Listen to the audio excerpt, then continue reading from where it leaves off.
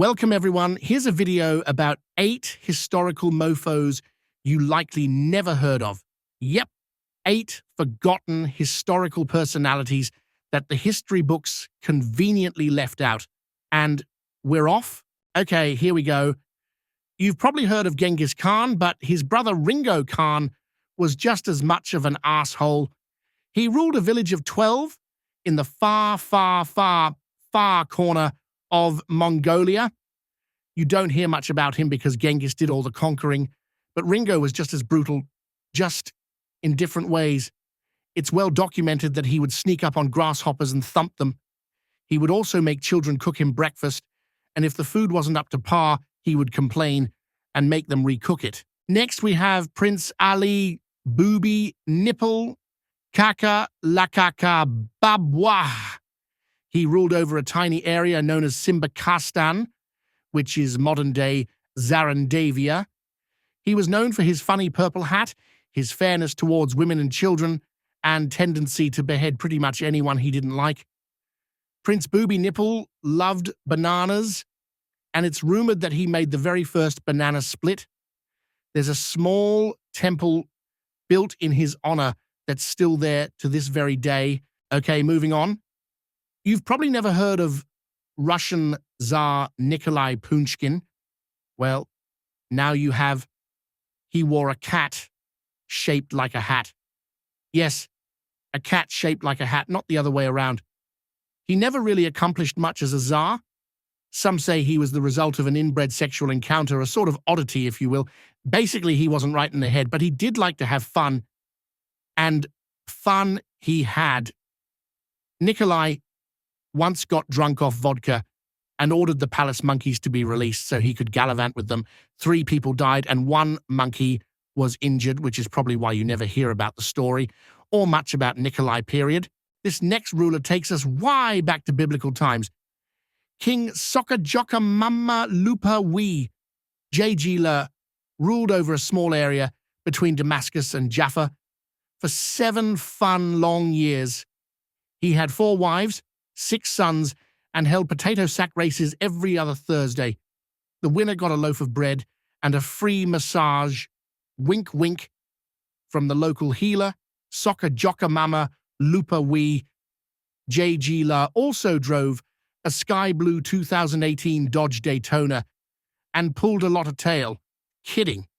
But he did have many mules that pulled him around, all 400 pounds of him. Yes, he was a large man, some say a descendant of giants, but I guess we'll never really know. Okay, let's keep this train a-rolling, my people, and get to the next ruler you don't know spit about. You probably think that Cuba was always ruled by the Spanish. Wrong. There was an 11-month period around 1762 when a hoppy-poppy, pale-skinned asshole of a colonial governor ruled Havana during an 11-month takeover by the English. Yes, the English, no big surprise there. They certainly do love to take things over. Anywho, the colonial governor Aloysius Maynard Teetlecock III was the man who ruled over Havana for nearly a year until he was bitch-slapped and lost control. People describe him as a sort of fuddy-duddy, pale, gawking, motionless, sort of pig-like man. In fact, artists refuse to draw him, at least that's what they say. Okay, you've likely heard of Vlad the Impaler, you know, Dracula, all that jazz. But did you know that Vlad had a half-brother? Yes, sir, his name was Cisco the Whisperer. He ruled over a tiny portion of Transylvania with just 16 residents. Cisco was kicked in the throat by a mule as a child and had very slight voice, which is how he gained his name. But you didn't want to piss him off. He had a way with words and could break you down 6 ways from sundown, oh so quietly. Despite his slight tone, he was known as a master orator and could deliver a gripping speech that would make your knees quiver and change your perspective on life. Unfortunately, Vlad grew so jealous of his half-brother that he impaled him. They didn't call him the Impaler for nothing. If you're into weirdos with big red afros, then you'll love Prince Ahern Gallagher, a Celtic specimen who ruled over a tiny region of Wales way back in the day. I mean, like before rap music was even a thing, like that far back. Indeed, he was a hit with the lassies and known for being a bit of a player. Rumor has it, he had 39 children spanning 14 women. He was a skilled archer and bragged that he could split a horsehair in half from 70 yards. It was also documented that he killed 6 men trying to shoot an apple off their heads, poor fellows. Last but not least, there's Juan de Moto de la Lingües. He ruled over a small area of Mexico just before the Cortes and the Spanish took over. He often rode his pet goat, Alistair Pepe. Strange thing about his goat Pepe, it loved to eat orange peels.